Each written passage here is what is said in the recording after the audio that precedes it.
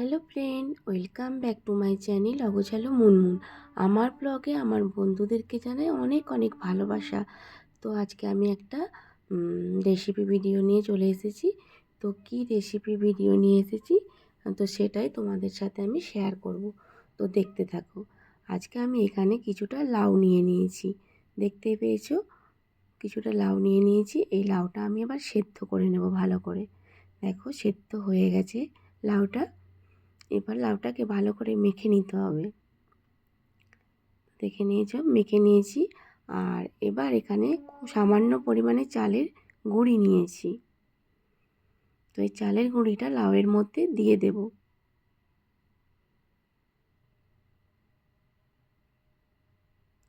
আর এখানে আমি কিছুটা আটা নিয়ে নিয়েছি। এই আটাটাও আমি চালের গুঁড়ি আর লাউয়ের মধ্যে দিয়ে দেব।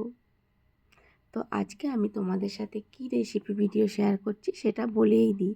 আজকে আমি লাউয়ের রসবড়া করব, সেটাই তোমাদের সাথে আমি শেয়ার করছি। তো এবার এর মধ্যে কিছুটা পরিমাণে গুড় দিয়ে দিচ্ছি, দিয়ে আমি ভালো করে মেখে নেব। তো দেখো ভালো করে আমার মাখা হয়ে গেছে।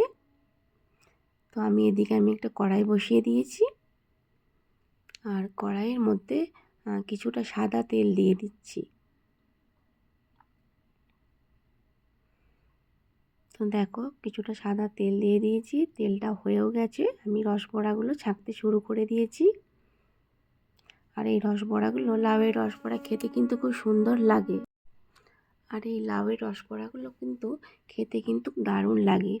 আর যদি এমনি লাউয়ের ফুলুরির মতন করে রাখা যাও তাও ভালো লাগে। কিন্তু লাউ দিয়ে অনেক কিছু কিন্তু রেসিপি বানানো যায়।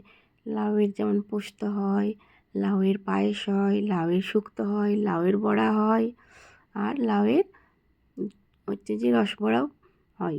তাই আমি আজকে তোমাদেরকে রসবড়াটা কীভাবে করব সেটাই তোমাদেরকে দেখাচ্ছি। তো বন্ধুরা, তোমরা সবাই কেমন আছো একটু কমেন্ট করে জানিও। আর আমার ভিডিও কেমন লাগে বলো। আর ভিডিও যদি আমার বন্ধুদের ভালো লাগে লাইক কমেন্ট সাবস্ক্রাইব শেয়ার করে দিও। আর নতুন বন্ধু যারা থাকবে তাদেরও যদি ভিডিও ভালো লাগে লাইক কমেন্ট শেয়ার সাবস্ক্রাইব করে দিও। তো দেখো আমি একবার করে উল্টিয়ে দিচ্ছি। রসবড়াগুলো দেখতেই পাচ্ছ লাল লাল হয়ে গেছে। আমি এবার তুলে নেব।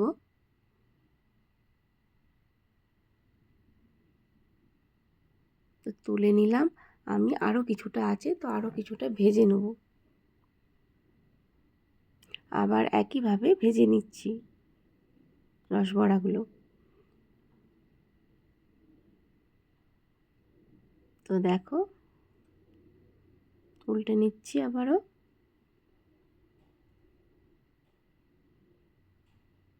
আর এই রসবড়াটা কিন্তু খুব নরমও হয়, খেতে খুব ভালো লাগে।